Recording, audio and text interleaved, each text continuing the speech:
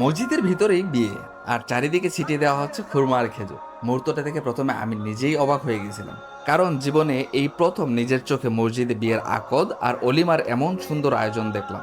আজকের পুরো অভিজ্ঞতাটাই সত্যিই ছিল একেবারে অন্যরকম। আজ জুম্মার নামাজ পড়তে এসেছিলাম সোনারগাঁ মডেল মসজিদে, কিন্তু নামাজ শেষে এমন একটা ঘটনা দেখলাম যা আমি আগে কখনো নিজের চোখে দেখিনি। আজ এই মসজিদে একটি বিয়ে পড়ানো হবে।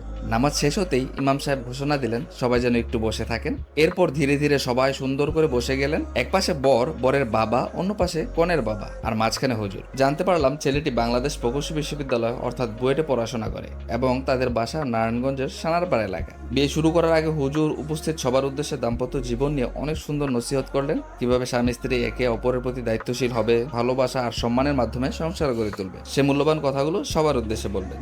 এরপর ইসলামী নিয়মে বিয়ে সম্পন্ন হলো। নবদম্পতির সুখী ও বরকতময় দাম্পত্যের জীবনের জন্য সবাই মিলে দোয়া করা হলো। সবচেয়ে মজার বিষয় হলো বিয়ের শেষে খুরমার খেজুর ছিটিয়ে অলিমা উদযাপন করা হলো। আলহামদুলিল্লাহ, আমিও 3টা খেজুর পেয়েছি। এই মসজিদের অলিমার অভিজ্ঞতাটা ছিল এক কথায় অসাধারণ। অনেকেই অলিমা সম্পর্কে জানেন না। সহজ করে বললে, বিয়ের পর নবদম্পতির পক্ষ থেকে আত্মীয় স্বজন, বন্ধু বান্ধব এবং গরিব মিসকিনদের খাওয়ানোর আয়োজনকেই অলিমা বলা হয়। এখন আপনাদের কাছে একটা প্রশ্ন, আপনি কি কখনো কোনো মসজিদে সরাসরি বিয়ে পড়ানো বা অলিমা উদযাপন দেখেছেন? আপনার অভিজ্ঞতাটা কমেন্টে অবশ্যই জানাবেন। আর ভিডিওটি ভালো লাগলে সেভ করে রাখুন, যাতে পরে আবার দেখতে পারেন, এবং শেয়ার করে দিন যেন আরো মানুষ এমন সুন্দর একটি ইসলামী আয়োজন সম্পর্কে জানতে পারে।